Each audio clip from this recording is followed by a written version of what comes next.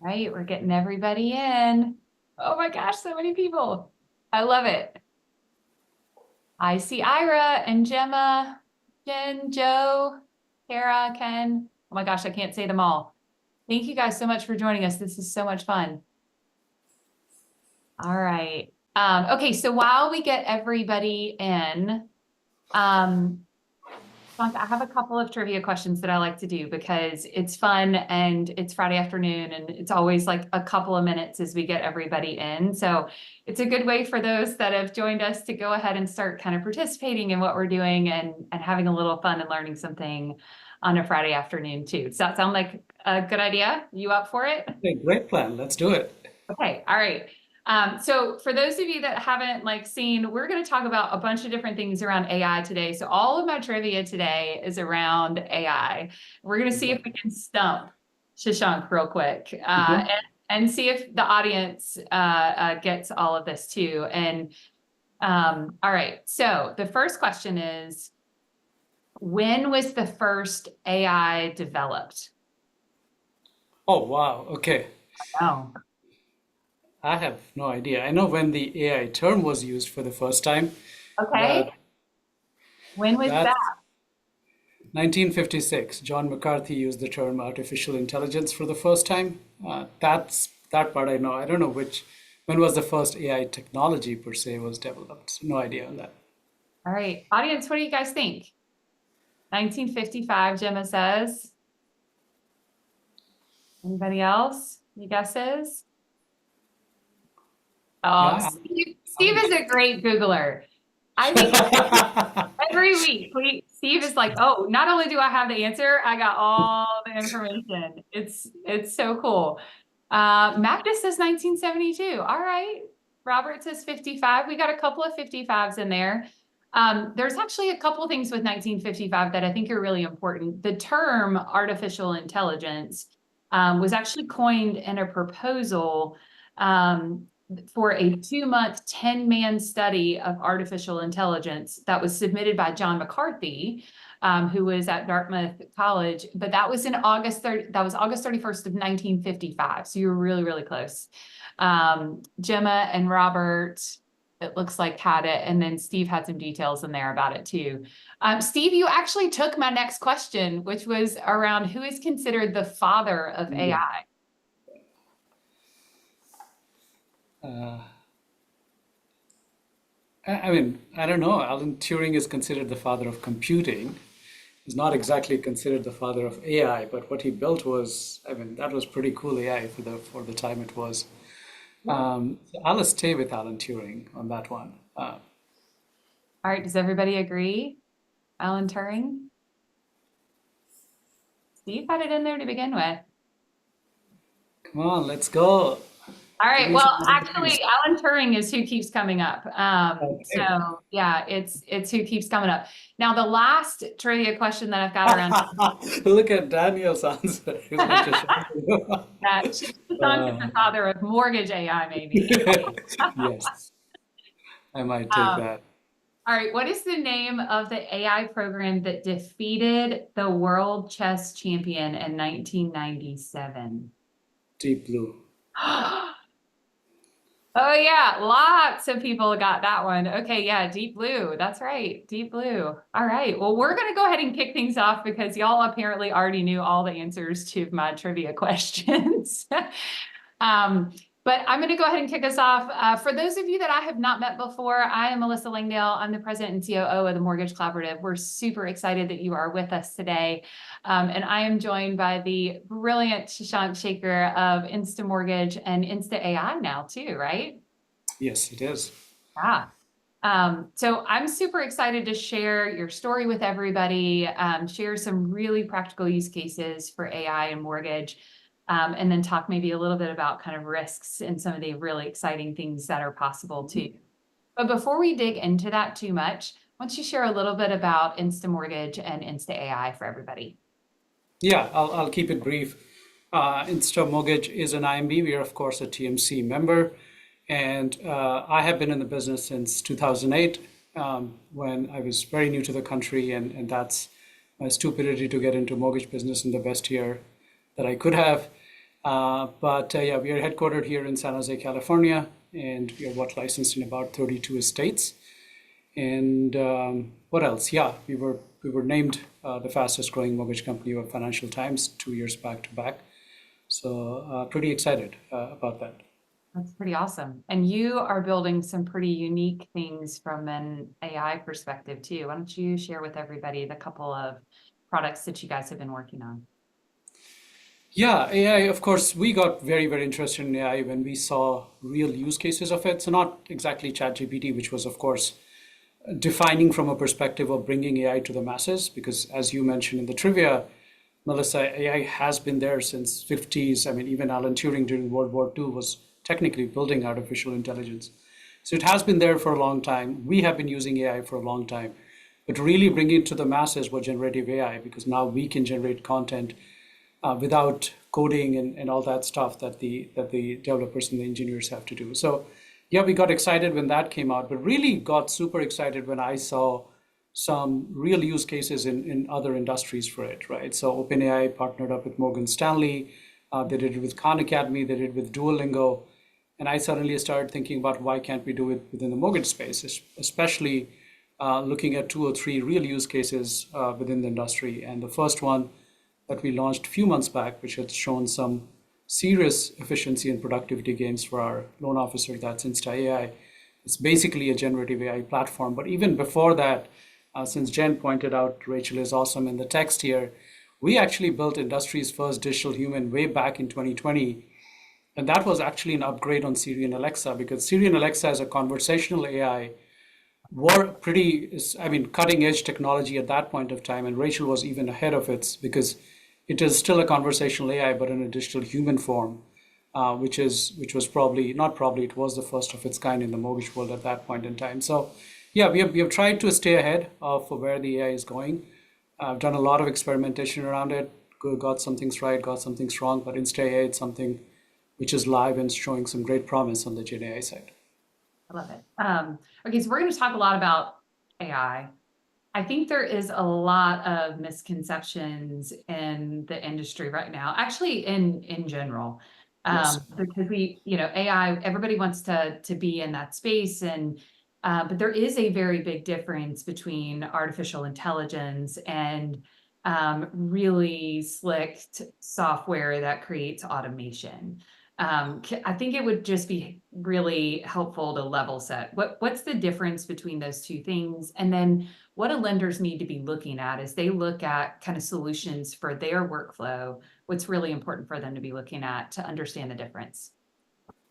Yeah, I mean, it's pretty straightforward, really. AI is something which is not coded into existence. So I'll give a simple, most of the coding and programming is an if-then programming, which means if someone does that, then do this, right? If someone says get pre-approved, take them to this link. So when a chatbot does that, that's not exactly artificial intelligence. They are programmed to do it. It's a very simple if and then mechanism, right? And those could be super complicated to super basic, like the example that I gave is super basic. But even if it's super complicated, it's still not AI. The machine by itself is not thinking anything on its own. Artificial intelligence, the way John McCarthy coined it, and the definition that we still live by, is when a machine is able to perform functions which are human-like. So it's able to give answers, it's able to create content, it's able to identify patterns, all of that humans were only supposed to do until say a few decades back, is what the machine is able to do. So yes, it's still coded, it's still programmed, it's still trained. You do all of that stuff, but the output that comes out is not always trained. So if I will take, say, ChatGPT's example, for example, let's say you are asking it to write a blog post. Now it is trained on that content, so I'll take that, but that specific content that it creates has never been done before. It creates it practically from scratch, so to say. So it's a generative AI platform. And the same is true for machine learning or different elements of artificial intelligence. But that's really important, is because we are getting sold a lot of things saying it's AI powered, when all it is slick programming or slick coding or slick computing and all of that stuff. So there's nothing wrong with it. If it serves the purpose, and that, by the way, brings me to the second part of your question, is that also we as an industry shouldn't be that much fixated on the AI. Or if this is not AI powered, we shouldn't be using it. shouldn't be the logic. So I know that vendors might be selling stuff saying it's AI powered when it's not, but that shouldn't be the only reason why we are deciding whether we want to implement a technology or not. I mean, we ourselves are working on a couple of really powerful stuff that has no AI element in it at all, but it solves the purpose or solves the problem that we are trying to solve. And that's, as an industry, we should be looking at, is that even though AI is the buzzword, and we have been hearing about it a lot, if it solves the problem that you're trying to solve, why do I care whether it's AI powered or not? Yep. I 100% agree with you. The two ways that I describe it, and you'll tell me if I'm maybe missing something, but the two ways I describe it is you think of automation, those if-then roles, it's like a train track, right? You build, if you do this one thing, then it goes to this one thing and it goes to this one thing, right? So you build this very specific channel and funnel for information and data to kind of flow. Generative AI and AI in general for me is you build this foundation of data. And the data, then you have to build point of references with the data, right? How does it all relate? For example, if you were to ask a question of how do you calculate income for a self-employed borrower, well, that's going to look very differently for one particular set of guidelines versus another, right? And if you don't have the point of reference to what you're really trying to recall, it can give you the wrong answer. And to your point, it's not only taking that data, but it is, and specifically in generative AI, taking that data and creating something that's brand new, creating a blog post based on that data, creating something new that hasn't been there before. So I love this. I can nerd out on this stuff all day long. Okay. So I started to talk about a couple of different use cases, one being like, how do we search for guidelines, as we were just talking about things. So tell us about some real use cases that you guys have been considering, like why did you start there? And then, I'd love to dig into a couple pieces on that, but let's start with real use cases that you guys see some opportunities to automate that have really created some ROI or some operational efficiency that's really measurable for you guys. Sure, but just before that, what you mentioned, Melissa, is really, really important and powerful, and people to understand is that you mentioned two things about AI, and I'll come to the answer to your question. Is you said contextual, meaning artificial intelligence, especially Gen AI, can now figure out the context in which a question is being asked and come up with a solution. And two, what you mentioned is relationships, being able to establish a relationship between one document or one information to the other. That's the capability that did not exist. Or if it did exist, there was a huge amount of machine learning that had to go into building solutions like that. So it's almost a game-defining moment that you're able to do it with models like large language models, is because I should not say the solution like this did not exist. A solution like this required huge amount of computing, huge amount of engineering resource, because machine learning by itself takes months and years to build from a predictable model. So those were two are extremely powerful things on how the industry can, down the road, implement AI stuff, is because the problem that within the mortgage space, as you rightly said, is being contextual is very important, is because if you lose the context, you lose the answer. The same question can be asked for FHA, VA, and conforming and USDA, and the answers are different for those four. In fact, if you remember when we were in DC, one of the things that we were talking to FHFA about is that why is there no consistency of guidelines when there can be? I mean, different agencies have different risk tolerance, but there are some things that don't make sense, and there should be consistency within guidelines.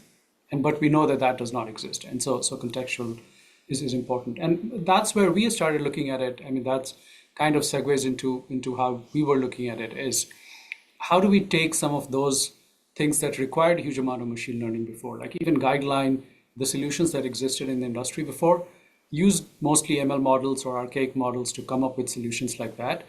But we looked at Morgan Stanley, for example. They built a financial advisor assistant in partnership with OpenAI, which was supposed to do something like that. It was supposed to solve similar problem that we have in the industry. We have huge volume of content and data, and how do you get outputs from it quickly and correctly, which is of course another challenge with generative AI. And so our goal was really look at what Morgan Stanley was able to achieve and see how we can improve the efficiency and productivity of our loan officers. And one of the first modules that we started building, what we call Mortgage AI, was basically exactly what you said, is that how do we bring in thousands and thousands and thousands of pages of guidelines and loan limits and compliance and trade guidelines and everything else. And bringing that is one challenge. not being able to what is called hallucination and get wrong answers, or think it's giving the right answer, but it's giving the wrong answer. Fixing that is a challenge of its own, which is a challenge for everyone, not just mortgage industry across organizations.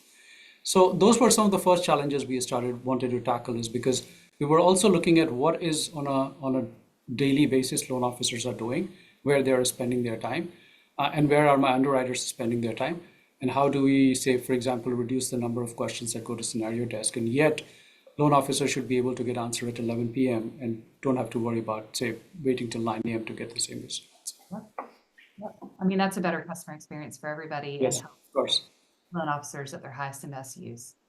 We do have a question in the chat that I want to get to too from Bob. And it's one that you and I talk about a lot. And one of the reasons that, our trip to DC, for those of you that don't know, we took a small group of lenders to DC at the beginning part of June, really to meet with FHFA, CFPB, Fannie, Freddie, Ginnie, and HUD. And really just build great relationships and talk about some of the things that are most challenging for our industry. And Shashank and I had a lot of conversations around, how the CFPB is really looking at AI in their, in their purview, right? As many things as they touch, how can we expect as an industry for them to what do they expect from us, I guess? And so we had a lot of discussions around that ahead of time. And Bob asked the same question in the chat. His biggest fears around regulators, trying to regulate AI and using poorly written legislation with vague definitions that brings in more automation and generative AI. So I get the fear that is out there. And Shashank, you tell me if you feel differently to this. We could have a fun debate on it. But I think, we have the way that CFPB positioned this to us was that we're going to be held to fair lending standards, whether artificial intelligence makes a decision on something or whether a human makes a decision on something. And so, number one, everybody should be aware that that's kind of where their mindset is right now. Super, super important. But also, we don't need to think about it in a way that causes us to fear and hold back from implementing some of these things, because that can be the natural reaction is, well, I don't know enough about this technology to really be able to feel confident and comfortable with having a conversation about a regulator about it. But our humans that work with us also make mistakes, right? They also have bias at times. They also have decisions that they make that aren't always the same ones that we would make. And it's just part of going through that kind of learning process that we have to in our industry. And so we have to teach the technology the same thing. But I want to know, Shashank, how are you guys viewing this? When you consider risk in this area, what are the things that you feel like are most important to you? Yeah, when I talk about building Gen AI product, I talk about 4 different risks, and glad that it was pointed out. I talk about feasibility risk, usability risk, value risk, and viability risk. And what we are talking about is the first and the last. What feasibility risk really means is that what is the error percentage that's acceptable, right? And what that, again, with that, what we mean is that what is the use case of this product? Right? If the AI is being used to give you recommendations for your news feed on Facebook, I have decent amount of flexibility to work with. If I get it wrong, say 1 out of 10 times, I can live with it. It's not the end of the world, right? Melissa, all she has to say, oh, I don't like this in my news feed. Next time, hopefully we can fix it and get better news in the news feed, right? On the other extreme, if you're using AI for your insulin dosage, for example, you're practically living with 0% error acceptance or error rate on something like that. So the feasibility risk really is about what are you building the product for? What is the end goal with this? And what is the accepted error rate on this? Now, if I'm building mortgage AI, I can probably live with 2 or 3% error rate on that. I'm not saying that that's where I want to be. Eventually, of course, we all want to be at 100%, but Gen AI is probabilistic in nature. And I'll probably live with a product that's 96, 97% accurate. Because I'm not decisioning the loan based on mortgage AI, I'm helping the loan officer get to the guidelines pretty quickly and able to go through that. Now, and similarly, the other one, the viability risk is basically what we talked about, is that viability risk is basically, is it viable for the regulators and the environment that you live in? And as you mentioned, Melissa, CFPB has been very clear is that they're like, you don't get any fancy technology waiver. I think they actually use that word. And they basically said is that your mistake is your mistake. We don't care whether the AI makes the mistake, some other technology does it, your human employee does it. Whosoever does it, it's your mistake and you own up to it, right? So just like we own up to any other mistakes, we have to buy back loan when the underwriter makes a mistake, our software makes a mistake. It will be the same thing. There's nothing wrong with it. Having said that, how you train your AI models it's basically the classic computer technology garbage in, garbage out, which we have been taught for like several decades, is that how you train your model is how you're going to get the output. And also it's important is that how are you implementing it, right? The way I see AI implementation, and that's why we did say, for example, Mortgage AI or a couple other modules first, is that the way we look at it is that you go from assistant to co-pilot to a decision maker. You don't go overnight to a decision maker. You don't give AI that kind of authority. We do that even with our human underwriters, right? Even if they have several years of experience and they join our team, we usually go through the first dozen of QC, a peer review QC for their files, just to make sure that they are what they seem they are during interview. They understand our guidelines, they understand our overlays. It's the same thing with AI, is that you crawl before you walk, before you run. And so something like Mortgage AI is more an assistant. You want a guideline, it is available somewhere else, but you can get it here. Copilot, which will probably be the next step, is where you are doing things while it fixes you almost live, which is one of our features, for example, in Coach AI, is that when we do the live play or the live simulation with our borrowers and real estate agents, it gives real-time feedback on whether your answers in role playing is accurate or not. And eventually we'll get to decision maker, but we don't want to get there until we are fully confident on the capability of the technology. So I wouldn't get too worried about it unless you're going to aiming for the third level of this anytime soon. I think the approach from assistant to co-pilot to a decision maker is probably the right step in terms of implementing it. I also want to get into a little bit because, I hear a lot from lenders that, gosh, this is so expensive. I don't know that I can get an ROI on it right away. I know that you've built all of the products. You've kind of shoestring them yourself, right? And so I think it would be helpful for everybody to know, you don't necessarily need a giant group of developers helping you with this. How many people did you have kind of pull together some of the products that you have right now? So we don't have a tech team internally. I have like a one-person tech team, so to say. We have outside a couple of developers who work on the projects that we are working on. So no, it doesn't require a huge amount of budget. And in fact, that's another defining difference between what AI can do for you versus what you could have done with technology before. And we saw that as an opportunity, is because to build a similar kind of product, as I mentioned before, for a lot of these solutions, you needed machine learning engineers who, as we all know, and I sit in Silicon Valley, you're probably talking $500,000 a year to get any decent machine learning engineer. And you will have to do that kind of machine learning for months to be able to get to any kind of real output. And that's why you will see that some of the same solutions that we have built, other companies in the past had to put millions to build that solution, is because the technology did not exist to build something like that. So one, we should understand that platforms like generative AI, even machine learning, which is used to be extremely expensive, or OCR technologies, which are now way more powerful and way cheaper because of what computer vision technology can do.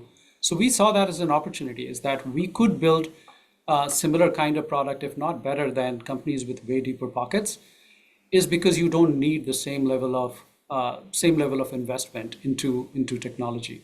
But it is a challenge. I mean, having said that, even though, as I said, we have strung this thing into building it, it's not always easy to find the right developers. I mean, even when I talk about Mortgage AI or the entire Insta AI platform, I literally talked to almost 50 different people when Morgan Stanley's assistant came out with OpenAI integration, and all of them said this is not possible, is because Morgan Stanley had a special partnership with OpenAI, and so they kind of have unfair advantage, so to say, is because they were able to access the code that we don't have access to as on the open platform.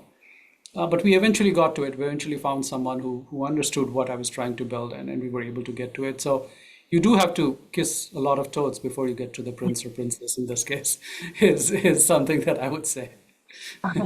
That's fair.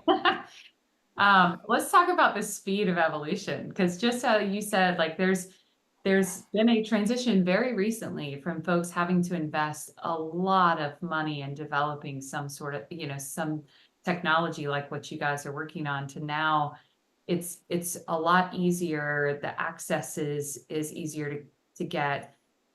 Where does this go? I don't know. I won't even say 5 years, maybe 2 to 3 years from now, because I don't know that we can predict 5 years from now, because it just seems like it's moving so fast. Are the things that we're investing in today, how do we keep them current as this keeps moving fast? And then maybe where does it go after that? Yeah, I don't think even Sam Altmans and Elon Musk of the world can predict 5 years down the road with artificial intelligence. You'll be surprised. I get Bill Gates' newsletter every month. So he writes a newsletter. I'm on his email list, so I get a newsletter. And I remember him sending an email about he wasn't an advisor, but he was privy to what OpenAI was doing when ChatGPT was released. And he said in January of 2022, I think is when Sam Altman went to Bill Gates and he showed some of the work that they were doing. And his ChatGPT at that point of time was taking the law exam, was taking the bar exam and medical entrance test and calculus and everything else. And he said, if you could improve these scores by 20% in the next 2 years, that'll be fabulous. And OpenAI comes back 3 months later and improves their score almost by 200% from where they was. So you could see that even someone like Bill Gates and Sam Altman sitting in the same room could not figure out or could not predict where how fast the evolution of AI would be. So yeah, 5 years is definitely too long. But I think what's really cool about the speed of evolution is that the faster the product moves, the early you have to be part of it. You don't want to be, I give a very simple example is that you want to get into a technology like this on a ground floor, especially if it's not that expensive to get in. Because you don't want to come into the play just thinking that the speed of evolution is fast. Let me wait for this to stabilize because first we don't know if it'll ever stabilize, and you will be way too far behind at that point in time. So you're right. I mean, even things like, I mean, you and I have talked about on calls before about technologies like OCR that we have invested not just as mortgage industry, but several industries. We have invested billions into improving it over the last decade, and we could only get this to a certain level. And everything that we did in the last 10 years with OCR, we could do in computer vision technology and more in the last, say, 6, 7, 8, 9 months of evolution that has happened. So it is it's just moving very fast, but the only way to stay ahead of this or at least be part of it is that you become part of it now. I understand some of the questions around regulation and fears and what are the risks with some of these things. But really, again, if you implement it in the right way, the way we have, and I think that's also we need to step back a little bit with this, and we think about one tool at a time, and that's I think is a problem, is because we don't think of as a company what is our AI roadmap that looks like, and I think that builds a lot of anxiety and a lot of fear around it, is because you're thinking, as I said, the third step on day one, which is where you're not going to go. And I think we have a very clear sense of what our AI roadmap looks like. That's why we started with something like generative AI. That's where we said if the error rate is 5%, that's acceptable. We are not going to get killed by that. And then we are looking at, say, solutions like portfolio and client retention. And then when you said, where do you see 12 months from now? We are looking at reducing our loan production cost by 50% in the next 12 months by using some of the computer vision technology, which seems to work much better with our early experiments, and large language model and some of the machine learning, which is way cheaper to do now. So I think that's where if that's some of the goals that the companies and the industry needs to have is because we all know that that's probably the number one problem in the industry is the loan production cost where it is. And thankfully, after a decade or so of trying and experimenting with OCR, we're in a place where technology seems to be in a place where we should get there soon. Yeah, I mean, I think about, the last, gosh, 20 years in the mortgage industry. I mean, we've gone from taking pieces of paper that people used to push across the desk to us, to then taking a picture of the piece of paper and then we put it on the screen, and we were so excited because we were finally digital, right? It was so much easier to move files. I mean, I can vividly remember copying files and having to ship them out, right? And we still have to do some of that in like the closing phase and selling phase right now, but there has been so many things that have come out in the last few years that has really helped us to now understand, to convert the picture of that document through OCR, computer vision, to now data that we can use, data that we can compare between multiple documents.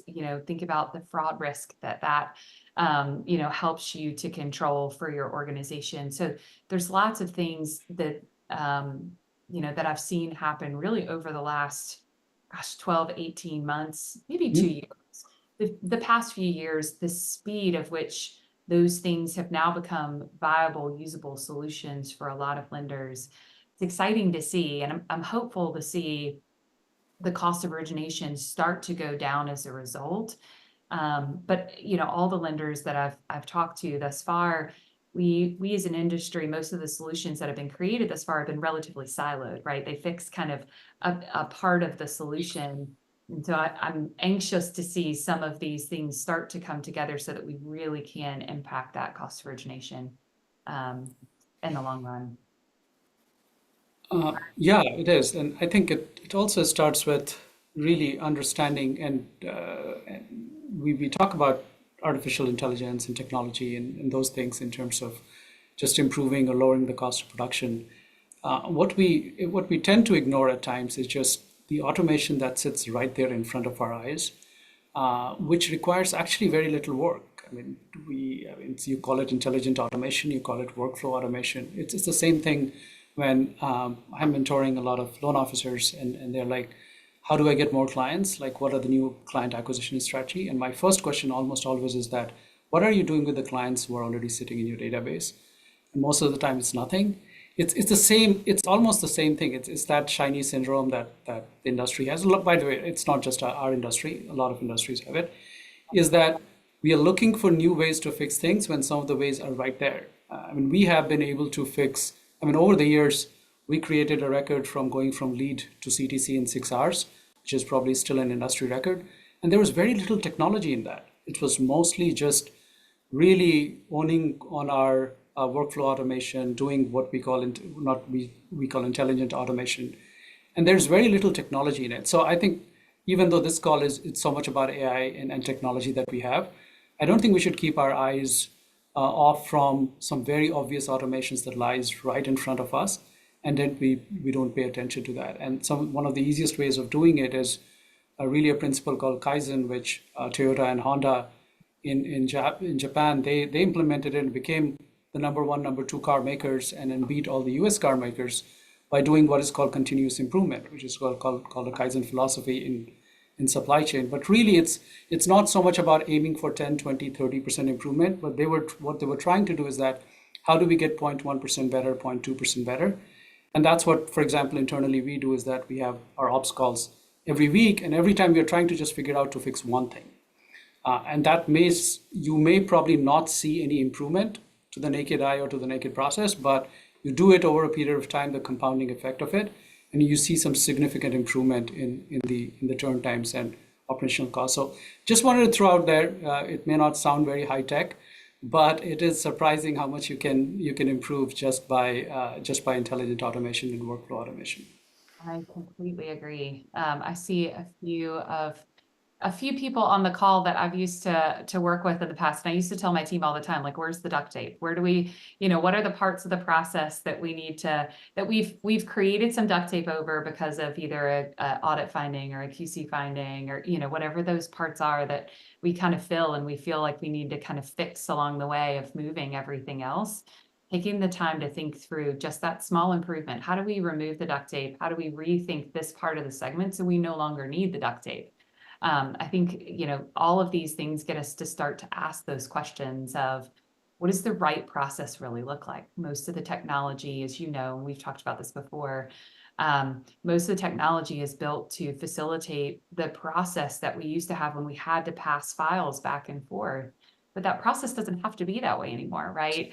And so now we can start to think about the tasks that are involved in the process.